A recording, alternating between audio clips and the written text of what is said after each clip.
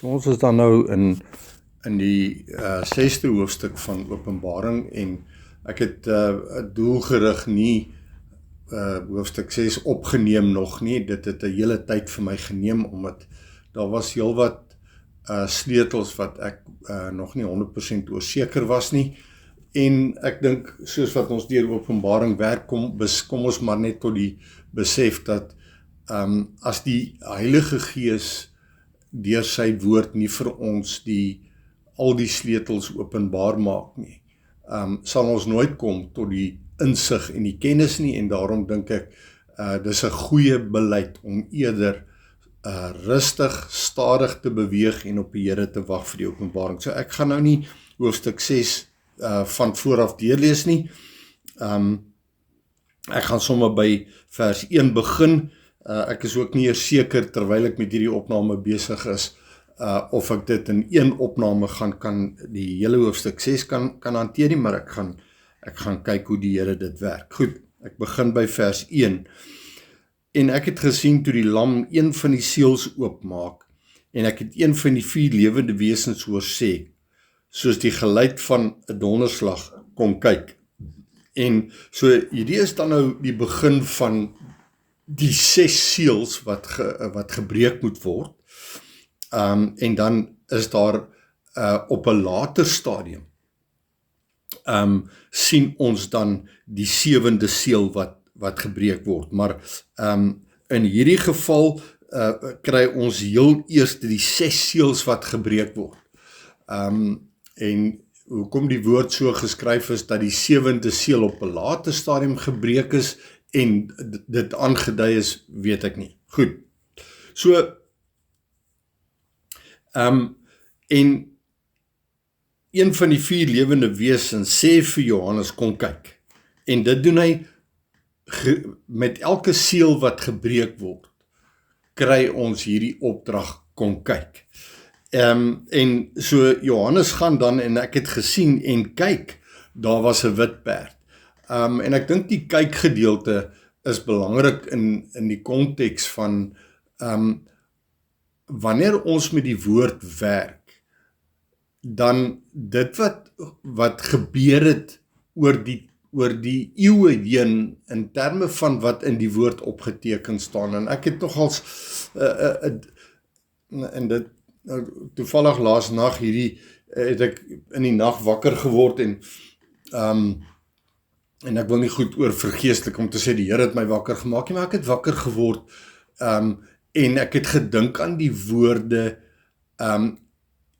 Jesus se woorde wat sê in Matteus hoofstuk 5 wat hy sê geen iota of titel sal verbygaan nie.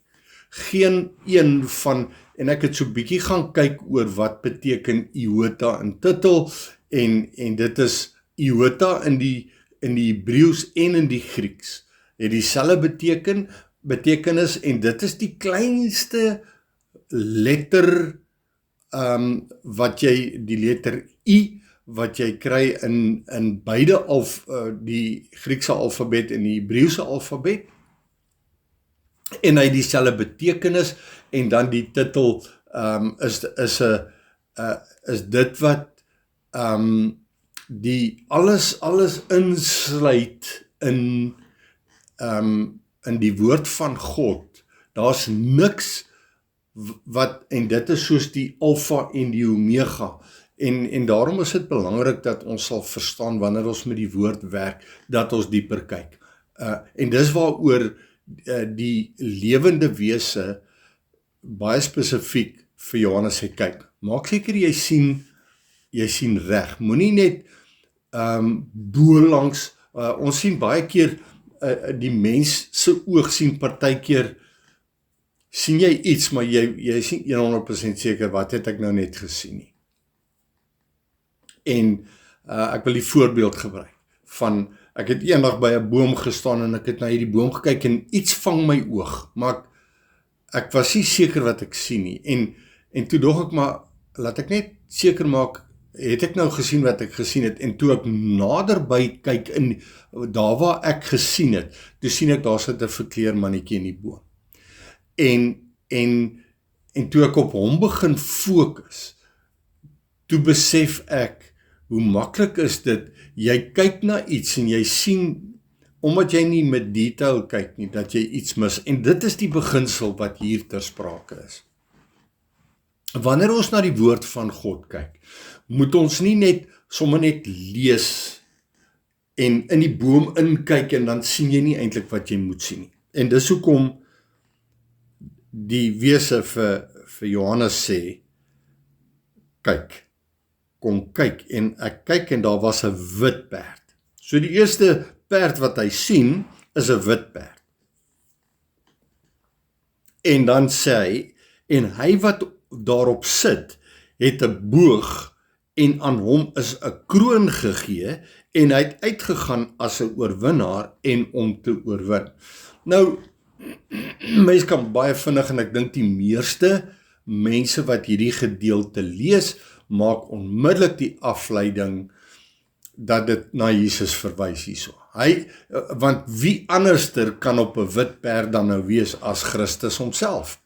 Want ons kry dit in Openbaring 19, dan praat die woord daarvan, hy wat op die wit perd sit, so 'n mens se onmiddellike afleiding is, ja, dit moet Christus hier wees. Maar wanneer jy kyk, soos wat hy sê, dan sien jy, ja, dit is 'n wit perd, en ja, hy wat op die wit perd sit, het 'n boog, en aan hom is 'n kroon gegee. Maar nou moet 'n mens vir jouself vra, hoekom is dit nie Christus wat hiervan gepraat word? Want die een wat die seels breek, is die een wat dit nie kan wees wat agter die seels verskuil is nie. Met ander woorde, Christus, hy sê, en ek het gesien, toe die lam een van die seels oopmaak. Wie maak die seels oop? Die lam. So hoe kan die een wat die seel oopmaak ook die een op die wit perd wees?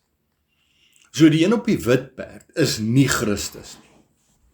Maar wat moet ons daarvan aflei, en dit is waaroor die kyk gaan. Wat moet ons aflei oor wat hy hier sê? En dit is dat die eerste ene wat op die wit perd sit, is, want jy sien die antichrist, of die, en ek wil nie sê hierdie verwys na 'n spesifieke persoon nie, maar die een wat op die wit perd sit, is die een wat lyk asof dit Christus verteenwoordig. Met ander woorde, dis nie 'n los van Christus beginsel nie, alhoewel dit nie Christus is nie. En daarom sê hy, en hy het gegaan, hy het 'n boog, en hierdie boog waarna hy verwys is nie 'n reënboog nie, dis 'n pyl en boog. En daarom sê hy, en aan hom is 'n kroon gegee. Met ander woorde, heerskappy is aan hom toegesê, aan hierdie een op die wit perd. Want 'n kroon gaan oor koningskap. Maar ek wil dit baie duidelik stel, dat hierdie 7 seels wat gebreek word, is iets wat ek en jy reg moet verstaan, dat dit gaan oor die oordeele van die Here. En ons gaan stadig maar seker daardeur werk, sodat ons beter kan verstaan oor waaroor gaan al hierdie seels wat gebreek word. Want 'n seël wat gebreek word, is iets wat vir jou toegang gee, wat jy nie sou kon gehad het as die seels nie gebreek is nie. En die enigste een wat die seels kan breek, is die lam van God. Christus is die enigste ene wat vir jou en vir my toegang gaan gee om die sleutels wat hierdie seels breek, is Christus en hom alleen. En daarom, die lam van God sal nie 'n seël breek om homself tentoon te stel nie, maar dit wat hy wil hê ek en jy moet sien. Goed. Aan hom is 'n kroon gegee, en hy het uitgegaan as 'n oorwinnaar, en om te oorwin. En so oorwinning, en ek het so bietjie gaan kyk na Romeine hoofstuk 8 wat praat oor meer as oorwinnaars. En wanneer ons verstaan hierdie oorwinnaar, dan sê hy, maar ons as gelowiges is meer as oorwinnaars. Met ander woorde, ons is nie, in ons hoedanigheid is ons dienaars van Christus. Maar ons is nie die oorwinnaars van hierdie wêreld nie. Ons is nie ingestel om te kyk, hoe kan ons vir onsself 'n posisie verwerf nie. Goed, so ek wil net kortliks hierdie gedeelte lees in Romeine hoofstuk 8, wat sê, vanaf vers 31, Romeine 8, wat sal ons dan van hierdie dinge sê? As God vir ons is, wie kan teen ons wees? Hy wat selfs sy eie seun nie gespaar het nie, maar hom vir ons almal oorgegee het, hoe sal hy nie saam met hom ons ook alles genadiglik skenk nie? En dit is nou presies wat hier gebeur. Die seels word gebreek en Christus is die een wat aan ons skenk wat ons kry van die koninkryk van God. En dan sê hy, wie sal beskuldiging inbring teen die uitverkorenes van God? God is dit wat regverdig maak. Met ander woorde, my oorwinning is dit wat Christus vir my gewerk het, nie wat ek vir myself moet werk nie. Dan sê hy, wie is dit wat veroordeel? Christus is dit wat gesterf het, ja, meer nog wat ook opgewek is, wat ook aan die regterhand van God sit, wat ook vir ons intree.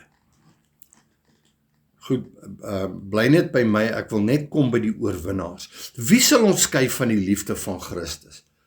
Verdrukking, benoudheid, vervolging, honger, naaktheid, gevaar, swaard? Soos geskrywe is, om u ontwil word ons die hele dag gedood, ons is gereken as slagskape. Nou, as jy nou daai versie lees, dan is daar geen oorwinning in nie. Daar's geen oorwinning in nie, want ons word gereken as slagskape, en ons word verdruk, ons is benoud, ons is vervolg, ons is honger, ons is naak, ons lewe in gevaar, en ons is onder die aanval van die swaard, en dan sê hy, om u ontwil word ons die hele dag gedood. Nou sê hy in vers 37, maar in al hierdie dinge is ons meer as oorwinnaars, deur hom wat ons lief gehad het. Wat maak ons meer as oor? Wat is ons is nie die oorwinnaars nie. Ons is meer as hulle wat staan in hulle eie oorwinning. Hoekom? Omdat Christus ons deur alles vat en ons meer maak as die ou wat staan in sy eie oorwinning. Daarom sê hy, so dit maak my nie 'n oorwinnaar nie, dit maak my meer as die een wat in oorwinning staan, omdat hy in sy eie krag staan. Hy staan as die oorwinnaar. Christus is ons oorwinnaar. En hy het alles vir ons gewerk, en as ons in hom bly, dan is ons meer as hulle wat as oorwinnaar staan. En dan sê hy in vers 38, Romeine 8:38, want ek is versekerd dat geen dood, of lewe, of engele, of owerhede, of magte, of teenwoordige, of toekomende dinge, of hoogte, of diepte, of enige ander skepsel, ons sal kan skei van die liefde van God, wat daar in Christus Jesus, onze Here is nie. Met ander woorde, alles wat moontlik in die pad sou kon staan, van dit wat Christus vir my gewerk het, kan niks doen teen my of jou, as ons in Christus Jesus, onze Here is nie. Goed, so dis die eerste seël, so hierdie een wat uitgaan as oorwinnaar en om te oorwin, is hy wat in sy eie hoedanigheid staan, hy wat die fokus op homself wil trek, en dit is vir my die gees van die anti-Christ. Met ander woorde, almal wat hy lyk asof hy Christus verteenwoordig. Hy kom in die naam van die Here. Hy doen alles wat hy doen, kantig asof hy doen dit vir die Here, maar op die einde van die dag doen hy dit vir homself. Dis hy wat op die wit perd sit. Dis hy wat, want jy sien, ons is soos Christus. Christus kom en hy verbreek die hele ding van perderuiters. Hy kom op 'n donkie. Christus het gekom om te dien. 'n Donkie is 'n dienende dier. Hy's 'n werkesel. En hy kom nie om roem te verwerf vir homself nie. Hy kom in diens. En dis wat Christus gedoen het. Hy sê, ek kom om te dien. En dan sê hy in dieselfde asem, dat ons moet mekaar se dienaars wees. Ons kom nie op perde nie. Ons kom nie om mense te beïndruk nie. Ons kom soos donkies. Kom ons om te dien. Goed, so die eerste, die wit perd, dit lyk soos Christendom. Dit lyk asof dit Christus verteenwoordig, maar dis iemand wat homself as 'n oorwinnaar wil verteenwoordig. En daar's, die wêreld is vol oorwinnaar Christene, wat alles na hulle self toe trek, en wat almal probeer beïndruk met sy een of ander iets wat hy vermag het as 'n Christen, en hy wil oorwin. Om wat te doen? Om mense agter hom aan te trek. Daar's bitter baie van hulle. Goed, ons is by die tweede seël. Vers 3, en toe hy die tweede seël oopgemaak het, hoor ek die tweede lewende wesen sê, kom kyk. So, elke keer, kom kyk, Johannes kom kyk. En 'n ander perd, 'n vuurrooie, het uitgekom, en aan hom wat daarop sit, is dit gegee, om die vrede van die aarde af weg te neem, en dat hulle mekaar sou doodmaak, en 'n groot swaard is aan hom gegee. Goed, so, die tweede perd is 'n vuurrooie, en ons kan nou die kleure van die perde gaan jou gooi, dit gaan jou bring op 'n plek waar jy fokus op die kleur van die perd. Ek dink nie dit is vir ons op hierdie stadium noodwendig belangrik nie, maar ek dink ook nie 'n mens gaan noodwendig altyd die betekenis van die kleur van die perd kan sien nie, maar so hy praat van 'n vuurrooie het uitgekom, en aan hom wat daarop sit, is dit gegee. Met ander woorde, hy word toegelaat deur wie? Deur God. God gee vir hom sekere magte. Die een op die vuurrooi perd. Nou, ek wil weer sê, ek dink nie, dit is 'n fisiese perd met 'n fisiese persoon nie, dit is 'n geesbeweging, dieselfde met die eerste wit perd. Dis geeste dis 'n geestelike perd met 'n geestelike beweging wat saam met hierdie perd beweeg. Dis nie individue nie, dis nie menslike individue nie, maar dis 'n kombinasie van geeste en mense wat saamwerk, want geeste werk deur mense. En jy kan gaan lees 1 Timoteus hoofstuk 4, verleidende geeste wat deur mense spreek. Goed. Dis of dit, of die Heilige Gees wat deur die mens werk. Goed, so hy sê, en aan hom wat daarop sit, is dit gegee om wat? Om die vrede van die aarde af weg te neem. Wat is die vrede van die aarde? Die vrede van die aarde is, wat God Christus kom doen het, is, hy het die evangelie van vrede gebring. Maar, jy sien, die evangelie van vrede is net bestem vir die wat in die hemel is. Met ander woorde, wanneer ons onsself tot Christus verbind, tot die evangelie van vrede, dan het ons deel geword van 'n hemelse koninkryk, maar hierdie praat van vrede op aarde. So, wat doen hierdie een op die vuurrooi perd, is om, hulle maak mekaar dood. Met ander woorde, almal wat 'n aardse ingesteldheid het. Met ander woorde, ons vat die evangelie van Christus en ons maak dit vir hierdie lewe. En hulle wat dit vir hierdie lewe maak, gaan mekaar doodmaak. Hoe maak hulle mekaar dood? Nee, nie fisies nie. Dis 'n geestelike dood wat intree. En daar's 'n verdeeldheid. Dis hoekom Jesus gesê het, dink julle ek het gekom om vrede te bring, maar verdeeldheid. Wat is daai verdeeldheid? Die heel eerste verdeeldheid wat moet plaasvind, is tussen Christus se koninkryk en alle ander aardse koninkryke. Dis die eerste verdeeldheid wat moes kom. Christus wat sê, ek gaan my koninkryk, gaan nie deel wees van hierdie aarde nie. Dis 'n hemelse koninkryk. En almal wat deel is van die hemelse koninkryk, gaan nie deel wees van die aardse stryd wat gaan plaasvind nie. En die aardse stryd, of die aardse vrede wat weggeneem word, is die verdeelde kerk van vandag. Met ander woorde, ek het my kerk en jy het jou kerk. Ek is in hierdie denominasie en daai een is in daai dominasie en daai een is in daai. En so is daar vandag 'n geweldige verdeelde kerkstruktuur. Soveel so dat daar waarskynlik seker 35,000 plus denominasies in die wêreld is. Met ander woorde, verskillende benaminge van Christenkerke.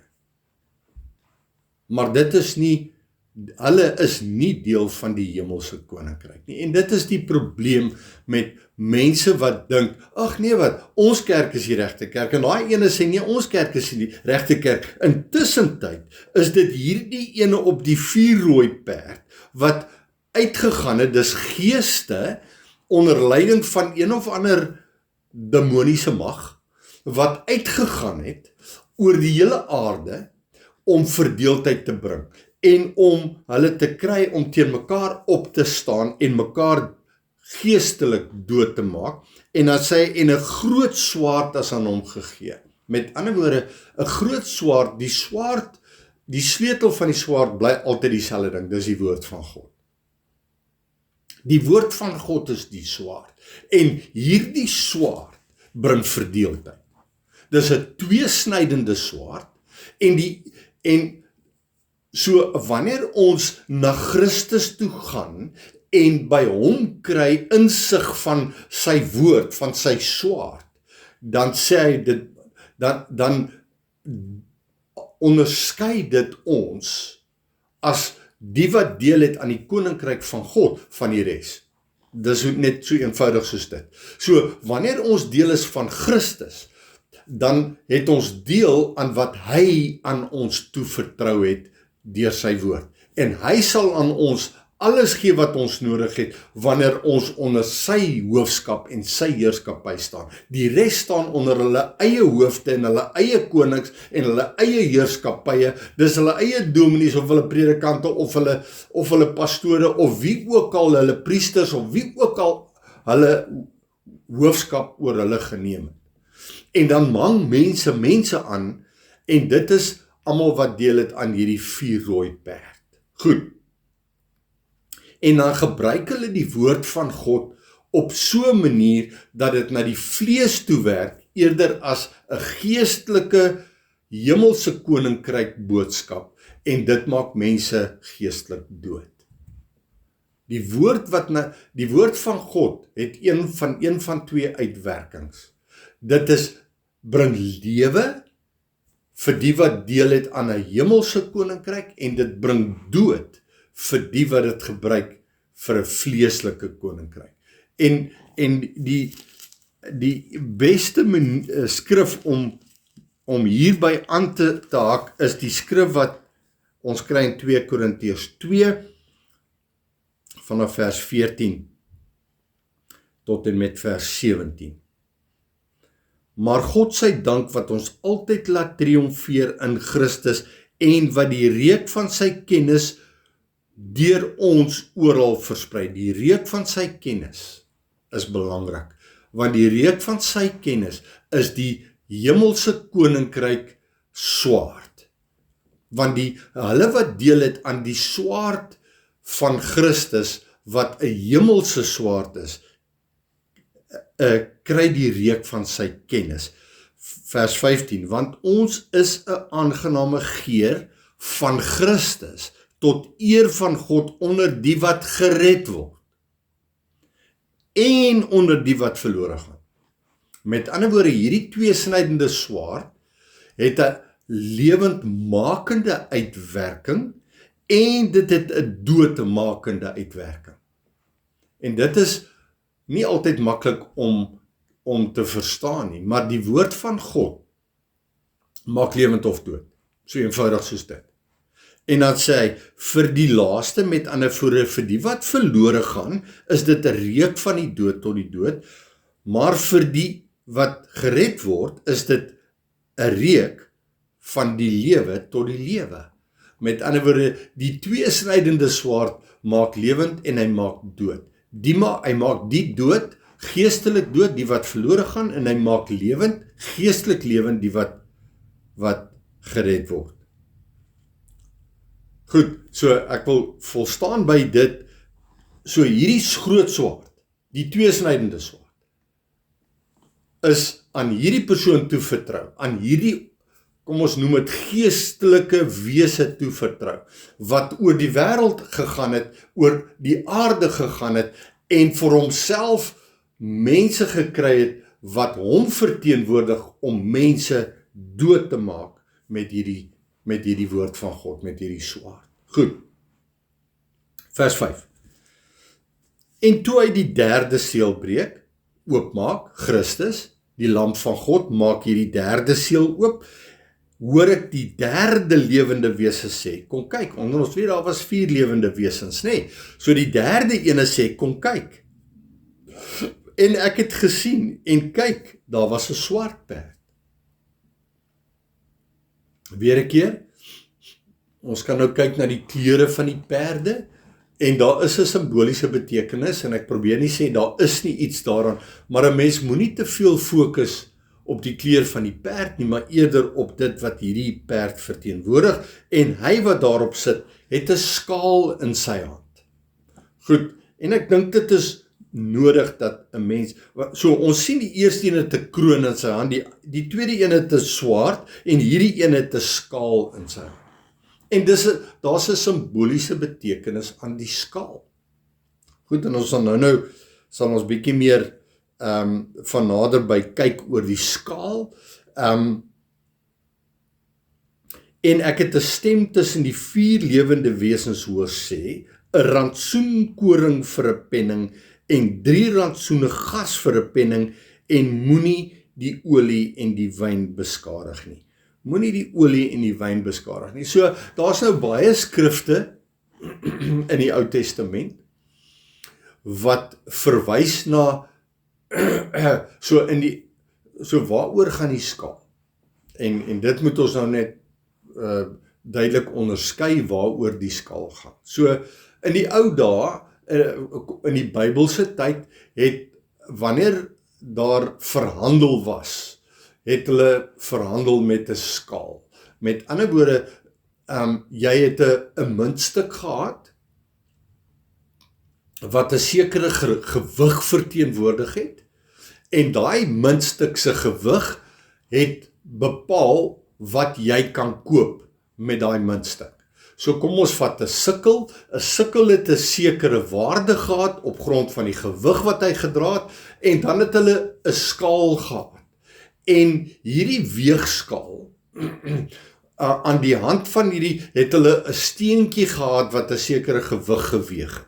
En dan het hulle dit op die een kant van die skaal gesit, en dan het jy byvoorbeeld, kom ons vat nou maar koring, het 'n sekere gewigsmaat gehad, en dan het hulle hierdie koring gevat en dit binne in 'n bakkie gesit en dit op die skaal gesit, en dan het daai weegsteentjie wat die waarde van 1 sikkel, gewigwaarde van 1 sikkel gehad het, op die een kant van die skaal gesit, en op die ander kant het hierdie koring gesit, en wanneer die skaal in ewewig was, dan weet jy, ek het nou 'n sikkel se waarde koring gekoop. Dis so eenvoudig soos dit. Maar soos dit gegaan het, was daar altyd skelmstreke gewees met hierdie weegskaal. En dan het God 'n ingesteldheid gehad. Dit was een van God se wette gewees. Jy mag nie 'n vals weegsteen of 'n vals maatemmer gebruik het nie. Goed, so waarop kom dit neer? Dit kom daarop neer dat wanneer daar 'n uitweging plaasgevind het, dan het jy skelm ouens gekry wat 'n steen uit twee gewigte van dieselfde steen gehad, en dan het hy wanneer hy iemand wou verneek, het hy 'n ligter steentjie opgesit in plek van die sogenaamde weegsteen wat 1 sikkel werd was, en dan het hy minder koring vir die ou gegee vir die gewig van die weegsteen, omdat hy 'n vals weegsteen gebruik het. En so hoekom gee ek hierdie lang verduideliking van en ek het 'n stem tussen die 4 lewende wesens hoor sê, 'n rantsoen koring vir 'n penning en 3 rantsoene gars vir 'n penning, en moenie die olie en die wyn beskadig nie. So wat hy sê is die waarde van die weegsteen bepaal die waarde van die hoeveelheid koring en of gas wat jy gaan kry. Nou, 'n penning is 'n Griekse verduideliking van 'n sikkel in die Ou Testament. So in die Ou Testament het hulle met sikkels gewerk, Nuwe Testament, so 'n sikkel, 'n shekel is 'n benaming van 'n geldstuk in Hebreëus, en 'n penning is 'n benaming van 'n geldstuk in die Romeinse taal. Met ander woorde, soos wat hulle dit gepraat het in die Nuwe Testament in die Griekse taal. En onthou, die Nuwe Testament is in Grieks geskryf, die Ou Testament is in Hebreëus geskryf. Goed, so daar's 'n baie duidelike konnotasie aan die verkoopwaarde wat geheg was aan dit wat beskikbaar gestel was. En so die skrif wat ons nou na moet kyk is die skrifgedeelte in Jesaja hoofstuk 55. Jesaja hoofstuk 55. En so ons moet verstaan, wat is dit wat hier gesê word in terme van hierdie een op die swart perd. So hier is 'n handelstransaksie wat plaasvind. Met ander woorde, hier word handel gedryf. En dis belangrik dat ons sal verstaan dat wanneer dit kom by die koninkryk van God, dan is handel nie meer ter sprake nie. So kom ons lees Jesaja 55 wat sê: O almal wat dors het, kom na die waters, en wie geen geld het nie, kom, koop en eet, geen geld. Met ander woorde, jy het nie 'n shekel nie, en jy het ook nie 'n penning nie. En dan sê hy, kom, koop en eet. Met ander woorde, hoe koop jy dan as jy nie met geld koop nie? Want hy sê as jy dors het, gaan jy op 'n ander manier koop. En wat is hierdie manier van koop? Ek lees verder. Ja, kom koop sonder geld en sonder prys wyn en melk. Kom en koop, maar daar's nie 'n ruiltransaksie wat gaan plaasvind nie. Dan sê hy, waarom weeg julle geld af vir wat geen brood is nie? Met ander woorde, die oomblik as die woord van God, wat die brood van die lewe is, die oomblik as dit teen afgemeet moet word teen 'n koste, dan is dit nie meer ware brood nie. Want die brood wat ons eet, is die brood uit die hemel uit. En daarom moet, wanneer daar 'n ruiltransaksie plaasvind, en dit het ongelukkig die groot probleem in die kerk geword, en dit kom al die eeue saam, van die Ou Testament af, daar was handel gedryf met die woord van God.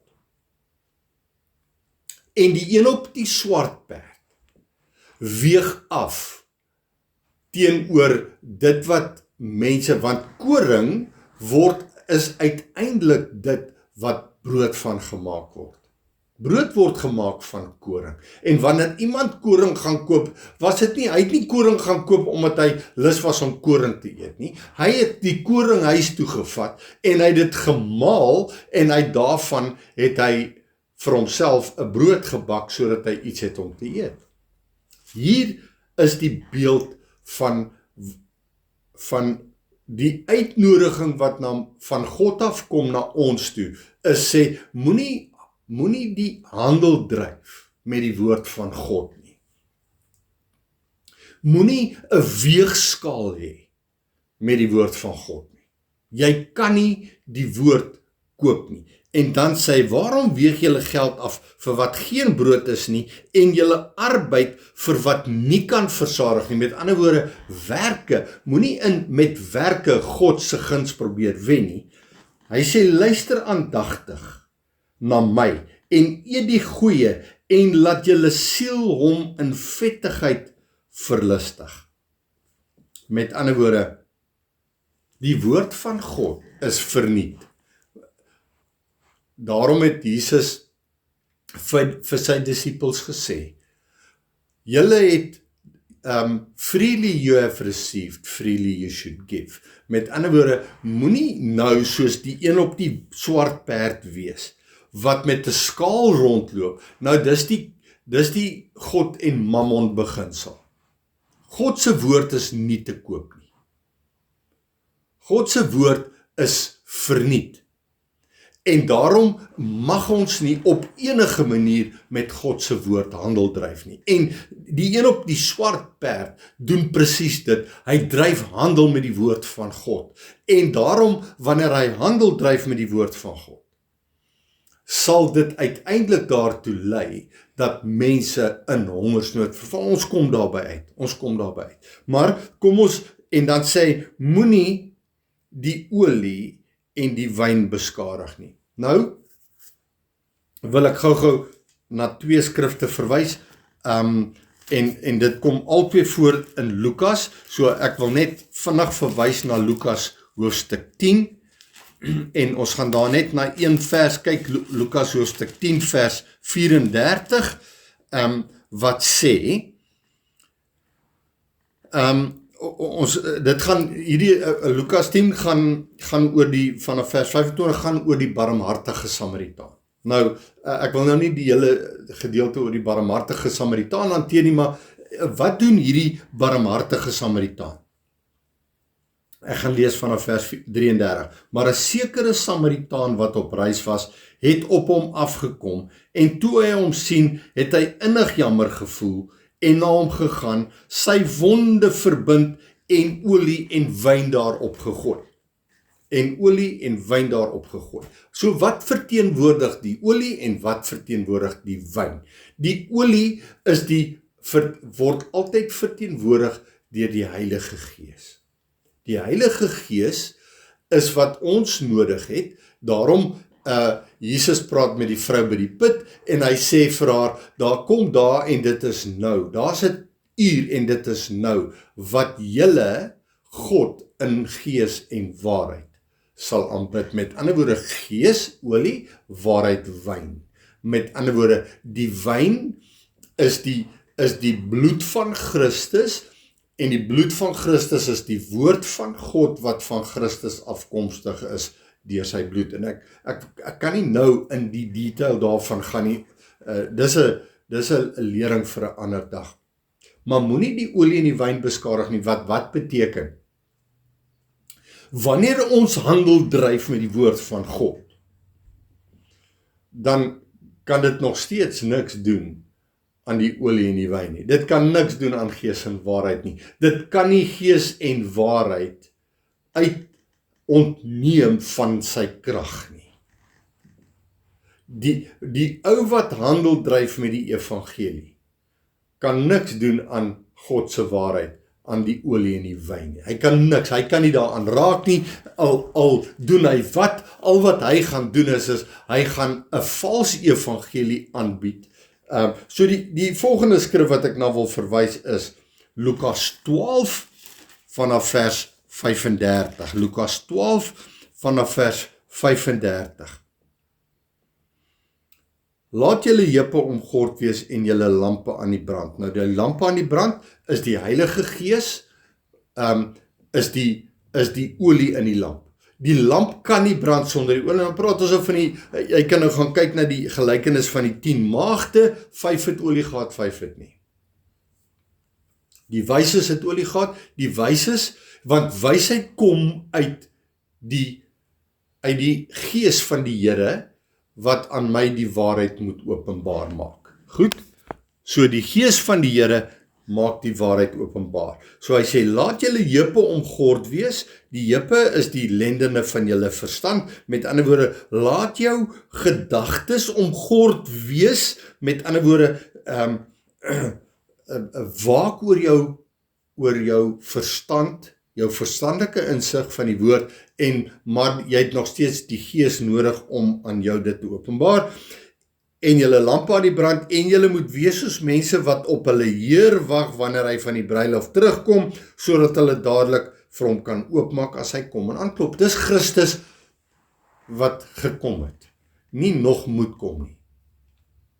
Hoe het hy gekom? Gees en waarheid. Met ander woorde, hoe het Christus teruggekom? In die vorm van die trooster. Met ander woorde, Christus moes teruggaan na die Vader toe, sodat hy vir ons die trooster kon stuur, die Heilige Gees. En die Heilige Gees sal ons lei in alle waarheid. En dis wat hy hier sê. En dan sê hy, gelukkig is daar die diensknegte. Onthou, ons het net gepraat oor die op perde. Ons is soos donkies wat diensknegte is. Gelukkig is daar die diensknegte vir wie die Heer wakker sal vind as hy kom. Wanneer het hy gekom? Toe hy die Heilige Gees gestuur het. Dis nie wanneer hy terugkom nie. En dan sê hy, voorwaar ek sê vir julle, hy sal hom omgord en hulle aan tafel laat gaan en hulle kom bedien. Met ander woorde, Christus kom deur sy woord met die hulp van die Heilige Gees en hy bedien ons. Nou, ons sit nou aan die tafel van die Here. Ons gaan nie eendag aan sy tafel sit nie. Ons sit nou aan die tafel van die Here. En dan sê hy, in die tweede of die derde nagwaak kom, en dit so vind, gelukkig is daar die diensknegte. So wat is die tweede nagwaak? Die eerste nagwaak is van 6 uur, wanneer sonsondergang is, tot 9 uur. Dis die eerste nagwaak. Die tweede nagwaak is van 9 uur tot 12 uur. Die derde nagwaak is van 12 uur tot 3 uur. En die vierde nagwaak is van 3 uur tot 6 uur, wanneer die lig weer aankom, wanneer die son weer opkom. So daar's 4 nagwake. Hy sê, en as hy in die tweede of in die derde nagwaak kom, en dit so vind, gelukkig is daar die diensknegte. So wat is die tyd van die nagwaak? Vandat Christus opgestaan het, totdat hy weer terugkom. Daar's 4 nagwake. Met ander woorde, dit is die tyd wat Christus in die hemel is. En ons is hier op aarde. En hy stuur sy Heilige Gees uit vir ons almal se beskikking, en ons moet nou aan sy tafel sit. Maar weet dit, as die huisheer, en hierdie huisheer is die voorganger, geweet het in watter uur die dief sou kom, sou hy gewaak het en nie in sy huis laat inbreek het nie. Ek wil nou nie in die detail gaan oor wat is hierdie dief, en ons weet Christus sê, hy kom soos 'n dief in die nag. Julle moet dan ook gereed wees, omdat die seun van die mens kom op die uur dat julle dit nie verwag nie. Ek wil nie, daar is 'n lering oor hierdie Lukas 12, oor wat presies hier gebeur het. Maar ek wil nie daar kom, ek wil kom by die vers wat praat oor die rantsoen. Toe sê Petrus vir hom, Here, vertel U hierdie gelykenis vir ons, of ook vir almal? En die Here antwoord, wie is dan hierdie getroue verstandige bestuurder, wat die Heer oor sy diensvolk sal aanstel, om hulle rantsoen op tyd te gee. Daar's 'n rantsoen wat aan ons toe vertrou word. Wat is 'n rantsoen? Nou vir die wat van julle wat in my tyd geleef het hier in Suid-Afrika, wat deel was van die grensoorlog, die weermagtyd, ons het dit 'n rat pack genoem, 'n ration pack.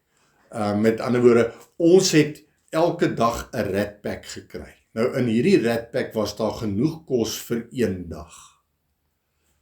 Daai rantsoen het moes jou dra, ons het dit 'n dog biscuit genoem, en dan het hy 'n blikkie kos ingehaat, en hy het 'n bully beef ingehaat, en sovoorts, en dan het hy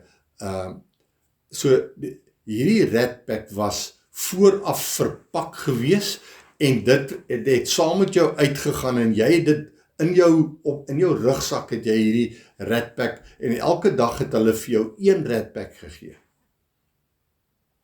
En jy moes by daai rantsoen gehou het. Jy kon nie 2 rat packs op 'n dag eet het nie, want môre het jy niks gehad om te eet nie. En dis die beginsel van hoe die woord van God werk. God se woord werk op 'n rantsoenbasis. En God het dit ons gerantsoeneer vir elke dag. En jy kan nie die woord van God met dit werk soos wat jy kies om daarmee te werk nie. Jy moet dit eet soos 'n rantsoen, en daai rantsoen wat God aan ons toegeken het, is gratis en verniet. As jy in die weermag was, jy het nie vir jou rat pack betaal nie, dit was vir jou gegee. Dit was jou deel vir daai dag. En dis dieselfde met God se woord.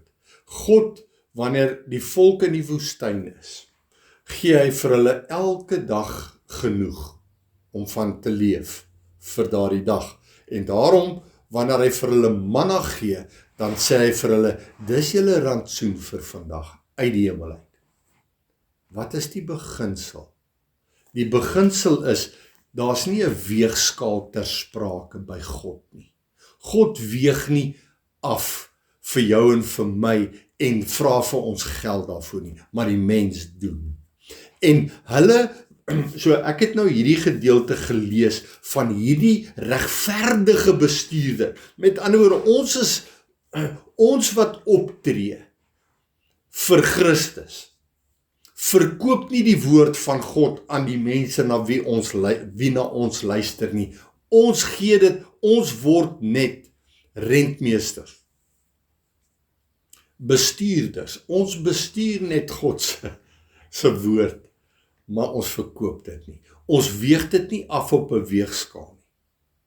Nou, jy gaan nou vir my sê, maar ek het nêrens waar ek by 'n kerk kom, hulle is die hele tyd besig met een of ander geld maak plannetjie. Ons het 'n kerkbouprogram, ons het 'n uitreikprogram, ons doen dit vir die Here, ons moet kos insamel vir die armes, en al die plannetjies wat hulle maak, is weegskale wat hulle gebruik om mense te kry om in te koop in hulle beweging in. En dan het hulle 'n kerkplanting wat hulle doen. Met ander woorde, hulle bou eers hulle eerste kerk.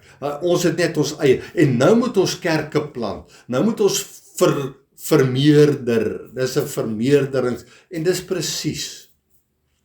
En vir jou om daar's altyd 'n geldkoppeling aan die woord wat hulle beskikbaar maak. En dis die probleem. Nou, ons kan nou baie sê oor die betaal van tiendes en alles, maar jy sien, daar's 'n tiende beginsel wat deur die hele woord van God kom, wat God sê, daai tiende behoort aan God. Hoekom? Sodat daar altyd voedsel in sy huis kan wees. Met ander woorde, daar's manne van God wat hulle tyd moet afstaan om die woord van God te kan leer ken, sodat hulle die liggaam kan voed met die woord van God. So sy hande moet losgemaak word van daaglikse lewensonderhoud, en daarom het God 'n beginsel waar hy die Lewiete in die Ou Testament, hy het aan hulle geen aandeel in hierdie wêreld gegee nie, hy het nie vir hulle grond gegee nie, die Lewiete moes leef vanaf die tiendes wat die volk betaal het. En dit is vandag nog 'n beginsel, en dit gaan nie oor om vir een of ander oue vet salaris te betaal en hy sit net en niks doen by die huis nie. Dit gaan oor om hande los te maak sodat die evangelie sodat daar iemand is wat verantwoordelikheid vat vir die woord van God, om hulle rantsoen op tyd te gee. Dis nie 'n handelstransaksie nie, dis nie 'n koop en verkoop nie. Goed, ek is terug by hoofstuk 6 van Openbaar. Nou, ek besef nou maar, soos wat ek hier sit, ek staan al klaar op 50 minute, ek gaan hierdie gedeelte in 2 opnames moet doen. Goed, en dan wat hulle, so die een op die swart perd se ingesteldheid is, ek koop en ek verkoop.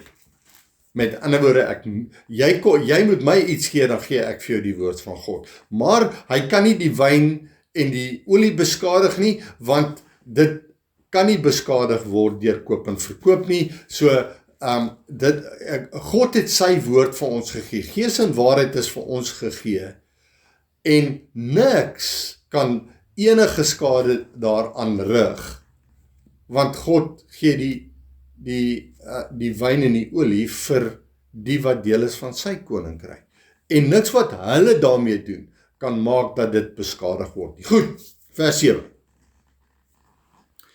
En toe hy die vierde seël oopgemaak het, wie die lam van God, hoor ek die stem van die 4de lewende wese wat sê, kom kyk, so hier is 4 seels, 4 lewende wesens. En die 4de ene sê, kom kyk. En ek het gesien en kyk, daar was 'n vaalperd. En hy wat daarop sit, sy naam is die dood en die doodryk. Ek wil dit net regstel, hier moet staan, en sy naam is dood. Sy naam is dood met 'n hoofletter D, en hel het hom gevolg. Nie die hel nie, hel, en dis ook nie die doderyk nie, dis hel het hom gevolg. En aan hulle is mag gegee oor 'n 4de deel van die aarde om dood te maak met swaard en hongersnood en pes en deur die wilde diere van die aarde. Goed, so hier is 'n klomp sleutels hierin opgesluit, en ek gaan dan afsluit met vers 8 nou, sodat ons dan in die tweede opname die res kan hanteer. So, ons het 'n 4de lewende wese, daar's 'n vaalperd, en hy wat daarop sit, sy naam is dood, en hel volg hom. Goed. So dood is die benaming van die een wat op die vaalperd sit, en hierdie dood is 'n geestelike dood, dis nie 'n fisiese dood. Dis nie asof hierdie 'n persoon is wat fisies rond gaan en mense fisies gaan doodmaak. Soos wat daar baie interpretasies is van die boek Openbaring, en sê, ja, daar gaan soveel mense doodgemaak word, en hierdie is nie 'n fisiese doodmaak nie. Dis 'n geestelike doodmaak. Met ander woorde, daar's 2 bane in die Christen omgewing. 2 bane, 2 paaie, 2 weë. En die eerste weg is die breë weg. Jesus se woorde is breed, wyd is die poort en breed is die weg wat lei tot die dood of tot die verderf. En dan sê hy, nou is die poort en smal is die weg wat lei tot die ewige lewe. En dis die 2 bane, die 2 weë wat gevolg word. En ek wil dit baie duidelik stel dat ons moet nie dink dat die breë weg is die weg van die wêreld, van mense wat daar buite is en glad niks met Christus te doen wil hê nie. Die breë weg is die Christen wat die vleeslike weg kies om Christus vanuit 'n vleeslike beginsel of persepsie Christus te wil dien. Ek dien Christus vir wat hy vir my begeertes moet doen. En daarom sien ons hier, praat hy van hierdie ene wat gaan om dood, die dood, sy naam is dood, en die hel volg hom. Met ander woorde, wat is die hel wat hom volg? Soos wat dood oor mense kom, word hel maak plek vir almal wat in die hel gaan opeindig. So ek wil net kortliks na 1 Korintiërs 15 verwys, wat praat oor hierdie hel en hierdie doderyk, want jy sien, Christus het gekom, juis om hierdie doderyk of hierdie hel te oorwin. Vers 1 Korintiërs 15 vanaf vers 51. Paulus sê, kyk, ek deel julle 'n verborgenheid mee. Ons sal wel nie almal ontslaap nie, maar ons sal almal verander word. In 'n oomblik, in 'n oogwink, by die laaste basyn, want die basyn sal weer klink en die dode sal onverganklik opgewek word. En ons sal verander word, want hierdie verganklike moet met onverganklikheid bekleed word en hierdie sterflike moet met onsterflikheid bekleed word. En wanneer hierdie verganklike met onverganklikheid bekleed is en hierdie sterflike met onsterflikheid bekleed is, dan sal vervul word die woord wat geskrywe is, die dood is verslind in die oorwinning. Goed so, wat is die oorwinning? Ons het gekyk na die skrif in Romeine 8 wat sê ons is meer as oorwinnaars. Die dood is verslind in die oorwinning. Wat is hierdie dood wat verslind is? Die geestelike dood is verslind. Dood, waar is jou angel? Want jy sien, dit is hierdie dood wat ons kry in Openbaring hoofstuk 6 vers 8. Hy wat daarop sit, sy naam is dood. Dood, waar is jou angel? Doderyk, waar is jou oorwinning? Want jy sien, die oorwinnaars wat, ons is meer as hulle wat mense oorwin vir hulle self. So, wanneer ons deel het aan Christus, dan is ons deel van hulle wat die oorwinnaars oorkom het. Doderyk, waar is jou oorwinning? Jy het gedink jy oorwin dood, jy het gedink jy oorwin, maar jy gaan uiteindelik, wanneer alles verby is, sal die wat deel het aan Christus, sal die oorwinnaars oorwin het. Hulle wat optree as oorwinnaars, sal oorwin word, deur Christus wat die oorwinning bewerk het, en dan sê hy, die angel van die dood is die sonde. Die angel van die dood is die sonde. En nou luister mooi. En die krag van die sonde is die wet. Met ander woorde, sonde word bekragtig deur die wet. Met ander woorde, wanneer ons die wet van God vat en ons wend dit aan vir 'n vleeslike aanwending, dan bring dit die dood voort. Die wet bring die dood voort wanneer ek vanuit my vlees uit die wet wil onderhou. Maar luister nou verder. Maar God sy dank, wat ons die oorwinning gee deur ons se Here Jesus Christus. So, die oorwinning wat ons by oorwinning uitgebring het, is Jesus Christus, en hy is die een wat die oorwinning oor oorwinning bewerk het. Hoor jy wat ek sê? Hy is die een wat oor die oorwinnaars heers. Want die oorwinnaars, ons is meer as oorwinnaars deur Christus. Met ander woorde, Christus gaan uiteindelik die oorwinnaar wees wat die oorwinnaars oorwin het. En as ek en jy aan ons oorwinnaar vashou, Christus, sal die oorwinnaars wat oor die mense geheers het, wat op die breë weg wandel, sal ons uiteindelik in Christus die oorwinning deelagtig word. Maar jy sien, hy wat daarop sit, sy naam is die dood en die doodryk het hom gevolg. Met ander woorde, hy het gekom om te oorwin. En daai oorwinning is die dood, maar uiteindelik sal Christus die dood ook oorwin. Vir die wat aan Christus deelagtig is in sy oorwinning wat hy bewerk het.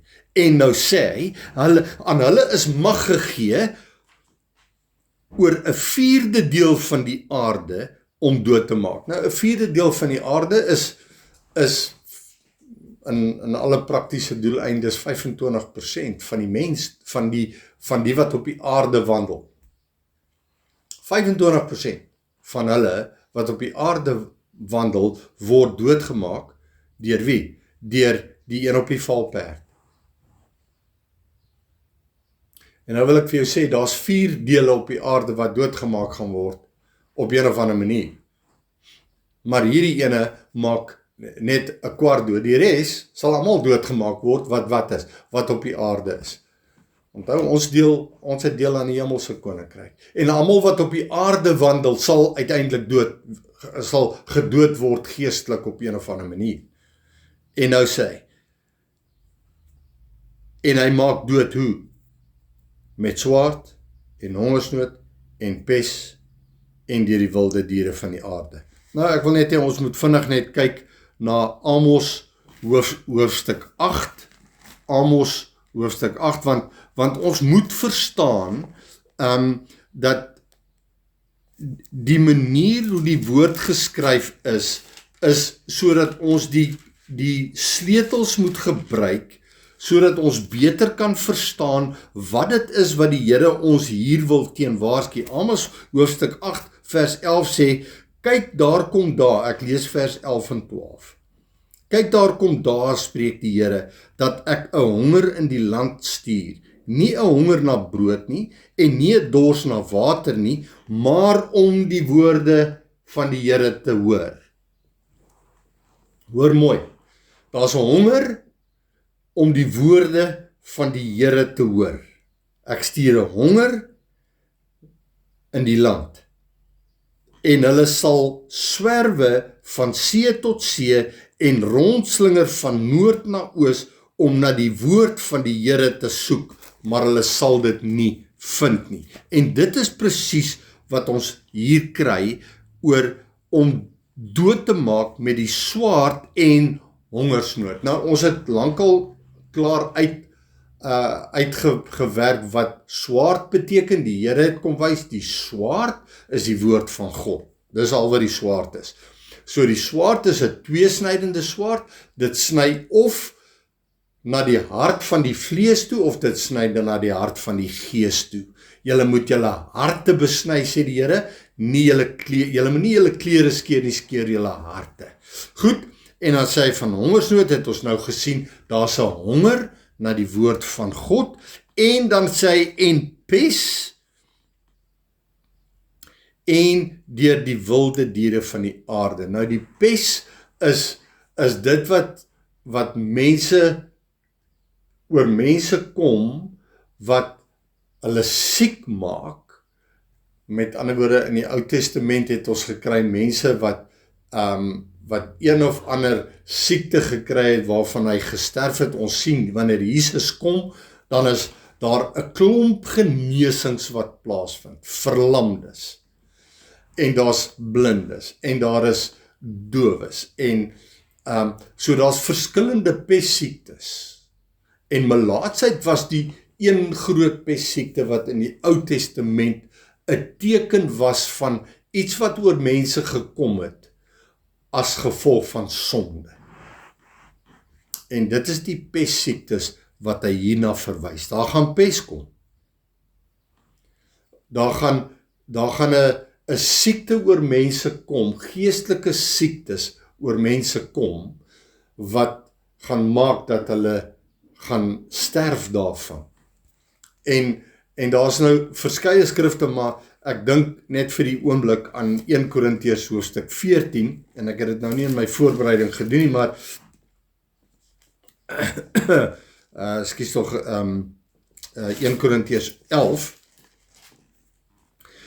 1 Korintiërs 11 wat sê, want wie op onwaardige wyse eet en drink 'n oordeel oor homself, terwyl hy die liggaam van die Here nie onderskei nie. Daarom is daar onder julle baie, ek is nou by vers 30, daarom is daar onder julle baie swakkes en sieklikes, en 'n aantal het al ontslaap. Met ander woorde, siektes kom oor mense wanneer hulle die woord van God op 'n verkeerde manier hanteer, sodat dit na die vlees toe moet werk. En dan kom daar 'n pestsiekte. En dan sê hy, en dan sal daar uiteindelik, is daar mense wat reeds ontslaap het, hy het reeds geestelik gesterf. En daarom is dit belangrik dat ons sal verstaan dat hierdie gees wat op hierdie valperd sit, wat sy naam dood is en die hel volg hom, is hy gaan na mense toe en hy bring dood oor hulle, geestelike dood, en dan word hulle een na die ander in die hel gewerp. Een na die ander in die hel gewerp. Goed, ek gaan nou volstaan by vers 8, wat dan begin by die 5de seël, en dan sal ons by die volgende opname, sal ons dan aangaan om die 5de seël, vanaf vers 9 tot en met vers 17 uit hoofstuk 6 te hanteer.